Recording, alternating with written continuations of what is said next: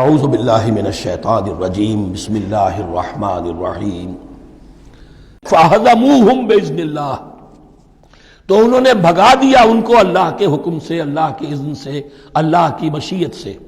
وَقَتَلَ داود جالوتا اور قتل کیا جالوت کو داود نے۔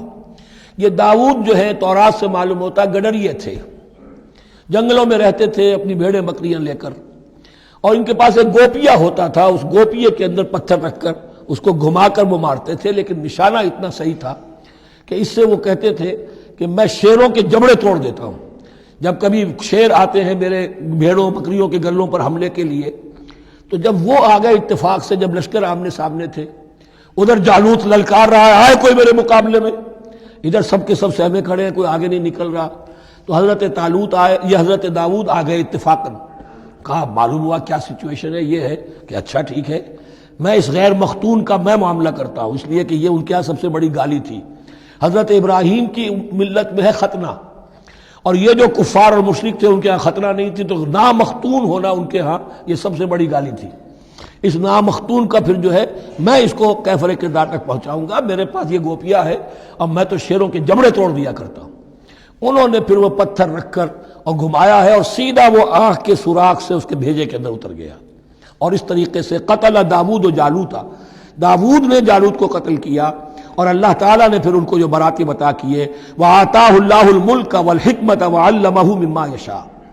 ایک تو یہ کہ طالوت علیہ السلام نے اپنی بیٹی کا نکاح ان سے کر دیا، داماد ہو گئے، اور پھر انہی کو وارث بنایا، یہ بادشاہ ہوئے۔ اللہ نے ان کو ہی ملک دیا، حکومت دی، بادشاہت دی، دی نبوت میں دی، یہ دونوں اعتبارات سے ان کو اللہ تعالیٰ نے سرفراز فرمایا۔ وَعَلَّمَهُ مِمَّا يَشَاءُ، اور پھر اسے سکھایا جو کچھ کہ اللہ نے چاہا۔ وَلَوْلَا دَفْعُ اللَّهِ النَّاسَ بَعْضَهُمْ بِبَعْضٍ، اور اگر اس طریقے سے اللہ ایک گروہ کو دوسرے کے ذریعے سے دفع نہ کرتا رہے، زمین میں فساد ہوتا ہے تو اللہ تعالیٰ کوئی شکل ایسی پیدا کرتا ہے کہ کسی اور گروہ کو سامنے لا کر مفسدوں کا خاتمہ کرتا ہے۔ اگر ایسا نہ ہوتا، وَلَوْلَا دَفْعُ اللَّهِ النَّاسَ بَعْضَهُمْ بِبَعْضٍ لَفَسَدَتِ الْأَرْضُ، تو زمین میں فساد ہی فساد پھیل گیا ہوتا۔ اللہ تعالیٰ نے ان جنگوں کے ذریعے سے ہر بڑا فرعون جو آتا، ہر فرعون موسیٰ، اللہ تعالیٰ نے کوئی نہ کوئی اس کے لیے علاج تجویز کیا ہوا ہے۔ وَلَوْلَا دَفْعُ اللَّهِ النَّاسَ بَعْضَهُمْ بِبَعْضٍ لفسدت الارض ولكن اللہ ذو فضل علی العالمین، لیکن اللہ تعالیٰ تو تمام جہانوں پر بڑا فضل کرنے والا ہے۔ تلک آیات اللہ نتلوها علیک بالحق، یہ اللہ کی آیات ہیں جو ہم پڑھ کر آپ کو سنا رہے ہیں حق کے ساتھ۔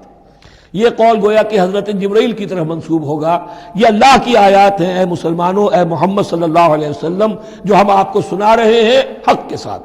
وَإِنَّكَ لَمِنَ الْمُرْسَلِينَ، اور یقیناً اے محمد صلی اللہ علیہ وسلم آپ رسولوں میں سے ہیں۔ تِلْكَ الرُّسُلُ فَضَّلْنَا بَعْضَهُمْ عَلَى بَعْضٍ، ایک بہت اہم قانون بیان ہو رہا ہے، ان رسولوں میں سے ہم نے بعض کو بعض پر فضیلت دی ہے۔ یہ میں پہلے بیان کر چکا ہوں کل، تفریق بین الرسل کفر ہے، تفضیل یہ قرآن سے ثابت ہے، کوئی افضل ہے اور کوئی مفضول ہے، کسی کو کسی اعتبار سے فضیلت ہے، کسی کو کسی اور اعتبار سے فضیلت، جزوی فضیلت ہے، مختلف لوگوں کی ہو سکتی ہے، کلی فضیلت تمام انبیاء اور رسول پر محمد الرسول اللہ کو حاصل ہے۔ تلک الرسل فضلنا بعضهم علی بعض منهم من کلم اللہ، ان میں سے وہ بھی تھے جن سے اللہ نے کلام فرمایا، حضرت موسیٰ علیہ السلام۔ ورفع بعضهم درجات، اور بعضوں کے اور کسی اعتبار سے درجات بڑھا دیے۔ وآتینا عیسیٰ ابن مریم، اور ہم نے عیسیٰ ابن مریم کو البینات بڑے کھلے معجزے دیے۔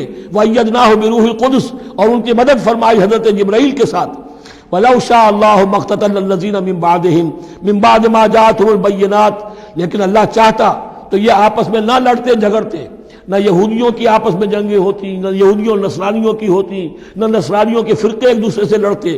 وَلَوْ شَاءَ اللَّهُ مَا اقْتَتَلَ الَّذِينَ مِن بَعْدِهِمْ مِن بَعْدِ مَا جَاءَتْهُمُ الْبَيِّنَاتُ، اس کے بعد کہ ان کے پاس واضح تعلیمات آ چکی تھیں۔ وَلَٰكِنِ اخْتَلَفُوا، لیکن انہوں نے اختلاف کیا۔ فَمِنْهُم مَّنْ آمَنَ وَمِنْهُم مَّنْ كَفَرَ، ان میں وہ بھی ہیں جو ایمان لے آئیں گے اور ان میں وہ بھی ہیں جو کفر پر اڑ گئے ہیں۔